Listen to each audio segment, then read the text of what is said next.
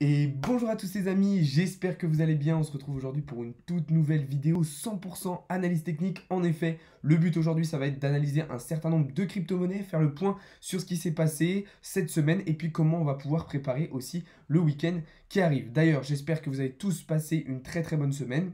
Et je vous souhaite d'avance un bon week-end pour ceux qui le sont. Donc comme je disais, vidéo 100% analyse technique, on va voir le Bitcoin évidemment, on va voir Ethereum, on va voir Solana, GLD, etc. On va faire un petit tour un petit peu de toutes ces cryptos, voir un petit peu les opportunités qu'on va avoir sur ces différentes cryptos. Est-ce qu'elles ont déjà performé ou est-ce qu'elles s'apprêtent à performer? Donc ça va potentiellement vous donner des petites idées aussi de prise de position potentiellement. Là je vais parler beaucoup plus de trading, hein.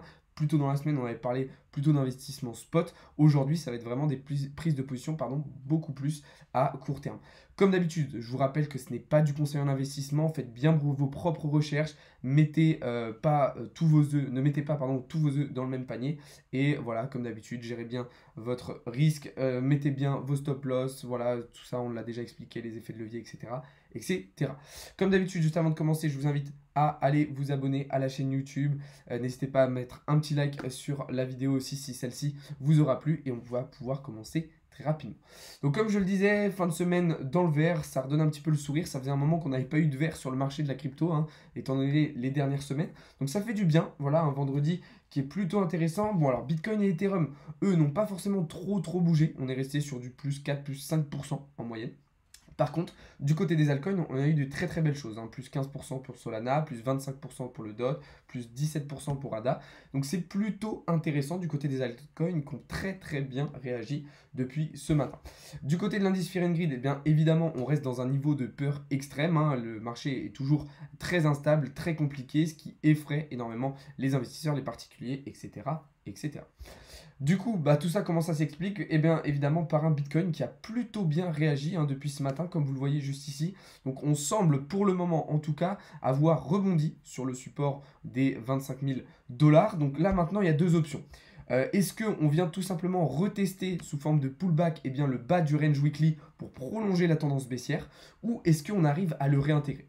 Là, ça va être vraiment la question. Alors, est-ce que ça va se jouer ce week-end ou est-ce que ça va se jouer début de semaine prochaine? Pour l'instant, on ne peut pas vraiment savoir, hein. Peut-être qu'on va avoir un week-end très très calme et que ça va s'exciter fortement dès lundi, ou peut-être que dès demain, on va avoir pas mal de mouvements.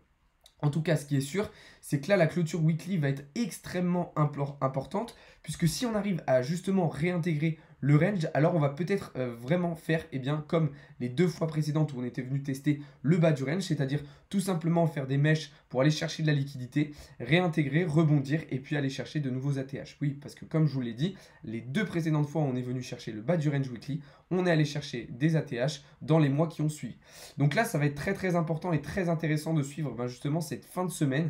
Est-ce qu'on vient tout simplement en daily faire un pullback et donc prolonger la tendance baissière, ou est-ce qu'on réintègre et dans ce cas-là, ça nous permettrait de faire un rebond en weekly sur le bas du range pour potentiellement aller chercher plus haut dans les semaines et les mois à venir. Je rappelle aussi qu'une chose très très importante va être la clôture monthly de cette bougie, donc en un mois tout simplement, puisque l'objectif va être de clôturer absolument au-dessus de la Kijun, pardon, la courbe que vous avez ici en rouge, ce qui nous permettrait de valider ici un double bottom et ce qui nous permettrait potentiellement de casser justement ce range par le haut. Alors oui, ça fait beaucoup de si, ça fait beaucoup de suppositions et beaucoup d'hypothèses, mais là on est clairement dans une situation de marché très instable, très particulière. Donc il va falloir être patient, tout simplement, avant d'identifier une tendance soit réellement haussière, soit réellement baissière.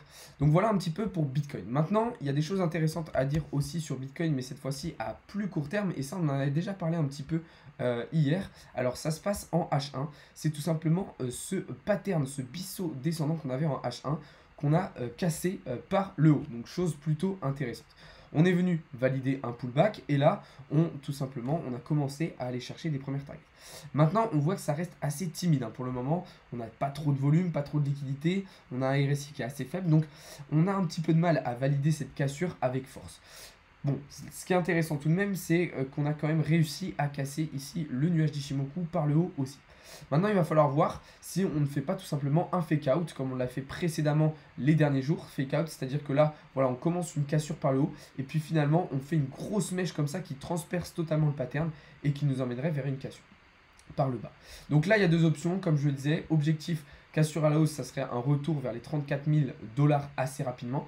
Et dans la situation inverse, si on était amené à casser ce pattern par le bas, alors on aurait probablement un retour vers les 24 500 dollars dans un premier temps, potentiellement même vers les 22 800 si la correction était bien plus violente.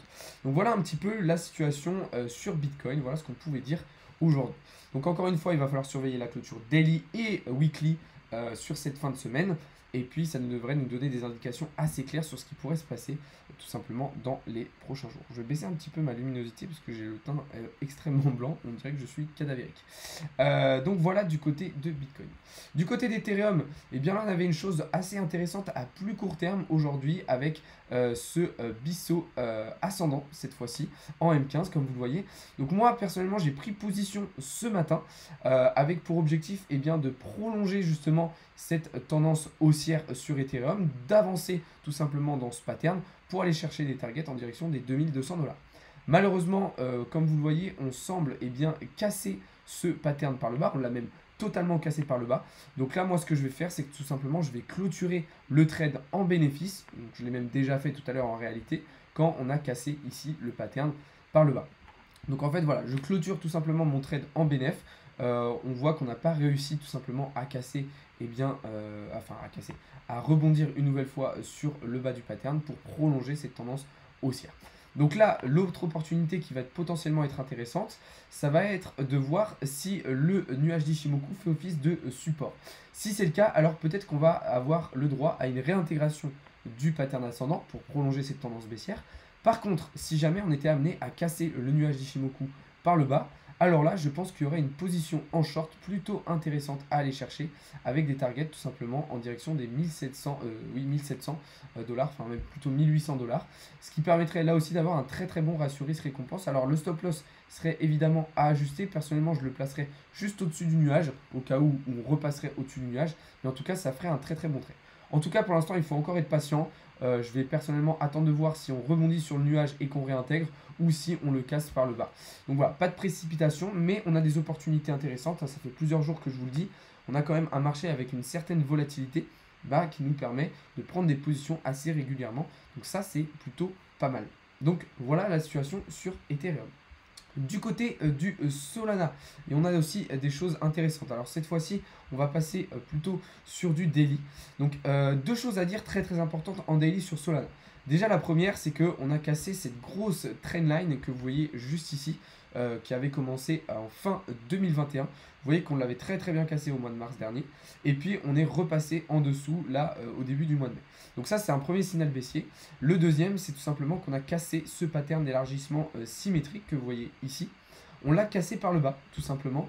Et ce qui nous a emmené à venir chercher des targets en direction des 45 $. 45 $, c'est tout simplement une zone de support assez importante, comme vous le voyez juste ici. On a tout simplement les précédents plus hauts de l'année 2021 qui nous protègent. Donc pour l'instant, on semble bien réagir dessus. Maintenant, il va y avoir deux options. Soit un petit peu comme Bitcoin, on vient chercher tout simplement un pullback sur le pattern pour prolonger la tendance baissière. Et dans ce cas-là, cela nous emmènerait probablement en direction des 38 $. Selon moi, vous voyez qu'on a un gros support ici avec le plat d'Ichimoku. Et l'autre option, si on réintègre, ce serait de revenir chercher la résistance des 80 $ que vous voyez juste ici. En tout cas, pour le moment, il est encore trop tôt pour s'exprimer. Là, je vais clairement attendre la clôture d'élite ce soir et puis voir un petit peu dans le week-end comment ça se profile pour le Solana. Du côté du Luna et du ST, il n'y a plus aucune analyse à faire, il n'y a plus rien à dire puisque vous voyez que les graphiques sont supprimés tout simplement, ils ont totalement disparu de TradingView. En effet, la blockchain Terra, l'écosystème Terra est arrêté, voilà, les derniers blocs ont été minés, tout est stoppé, donc c'est clairement la fin de l'écosystème. Du côté du SDT, on s'est fait une petite frayeur hier, je vous le rappelle, mais tout semble être rentré dans l'ordre pour le moment. En tout cas, il faut espérer, puisque comme je vous l'avais dit, si on était amené à avoir un USDT être en difficulté comme l'a été l'UST, alors on aurait un gros crack sur l'ensemble du marché crypto. Ça signerait peut-être un gros arrêt de mort pour une grosse partie du marché crypto, donc ça serait vraiment très compliqué, ça engendrerait des pertes absolument phénoménales, donc il faut vraiment espérer que l'USDT lui se maintienne. En tout cas, si jamais vous voulez vous protéger un petit peu et limiter vos risques Ce que je peux vous conseiller, c'est plutôt d'aller sur des stablecoins comme l'USDC, qui est selon moi un petit peu mieux, ou encore le BUSD, que moi j'apprécie aussi particulièrement. Il y a aussi le DAI, mais moi personnellement, le DAI j'aime un petit peu moins, je l'utilise moins en tout cas, mais c'est pas forcément une mauvaise chose en tout cas. Voilà un petit peu pour faire un petit point sur l'USDT. Du côté de GLD, eh bien là aussi on a des choses plutôt intéressantes à dire en daily. Donc comme vous le savez, on a cassé le range entre les 130 et les 200 dollars sur EGLD, donc ce qui annule totalement le scénario de double bottom, ce qui aurait pu nous permettre justement de venir chercher une cassure tout simplement de ce range. Donc là on va totalement oublier ce scénario et il va falloir surveiller cette zone de support sur laquelle on a rebondi actuellement. Est-ce qu'on va la tenir? Est-ce que du coup ça va nous permettre de revenir chercher les 130 dollars ou est-ce qu'on va plonger plutôt en direction des 56 dollars? Voilà, je fais un petit point rapide sur EGLD parce qu'on en a déjà parlé pas mal ces derniers jours. D'ailleurs, si vous voulez plus d'informations sur toutes les cryptos qu'on a pu analyser cette semaine, je vous conseille d'aller voir toutes les vidéos que j'ai sorties cette semaine, notamment celle-ci où je vous explique un petit peu quel rachat j'ai commencé à faire avec cette correction. On va parler rapidement du Litecoin. Ça fait longtemps qu'on n'a pas regardé ce qui se passe sur le Litecoin. Et bien, Litecoin, lui, qui a cassé ce triangle de compression en daily. Alors, ça s'apparente plutôt à un falling wedge. En fait, tout simplement, c'est un pattern qui généralement casse par le haut. Mais là, vu la situation de marché, on a eu une cassure par le bas. Heureusement, on a été bien protégé là sur le support des 65 dollars. Là, situation similaire aux cryptos précédentes. Est-ce qu'on va faire un pullback tout simplement et donc prolonger la tendance baissière probablement en direction des 45 dollars, ou est-ce qu'on va réintégrer pour ensuite tenter une cassure par le haut en direction dans un premier temps des 115 dollars. Voilà un petit peu la situation sur Litecoin. Donc là, même chose, il va falloir être patient encore, voir un petit peu comment vont clôturer ces différentes bougies. Du côté d'Avax, il y avait des positions là, cette fois-ci, beaucoup plus intéressantes à court terme. Moi, personnellement, je vais décider de rentrer en short en fonction de comment évolue cette situation sur Avax. Mais si on était amené à prolonger la tendance baissière sur le marché, je pense qu'il y aurait une position très intéressante sur Avax à prendre. Alors maintenant, attention, là, moi, je vais bien attendre la cassure aussi du nuage d'Ichimoku qui pourrait faire office de support tout simplement ici en M15. Donc, je vais bien attendre ces différentes confirmations de cassure tout simplement pour prendre position en direction du bas du pattern vers du coup les 25 dollars. Ça me permettrait d'avoir un ratio risque récompense de 2,72, ce qui est vraiment pas mal du tout et je trouve ça très très intéressant. Donc voilà un petit peu la situation sur Avax. Je rappelle encore une fois que tout ça n'est pas du conseil d'investissement. Je vous partage uniquement mes analyses, mes prises de position. Faites bien vos propres recherches. D'ailleurs, ce que je voulais préciser aussi, c'est que si jamais vous voulez vraiment des signaux de prise de position beaucoup plus précis, je vous invite à rejoindre le serveur Discord, j'en partage quotidiennement. Et on va terminer tout simplement cette partie analyse avec le IOTA qu'on va analyser en H1, pardon. Alors attendez, je me mets, voilà. En H1, le IOTA qui a tout simplement cassé ce biseau descendant et puis qui a fini par le réintégrer. Là, comme vous le voyez, la chose qui est très intéressante, c'est qu'on est repassé en plus au-dessus du nuage d'Ichimoku. Alors là, il faudrait que je prolonge en fait tout simplement le biseau pour bien vous montrer qu'on l'a réintégré. Voilà, de cette manière. Donc là, c'est plutôt intéressant.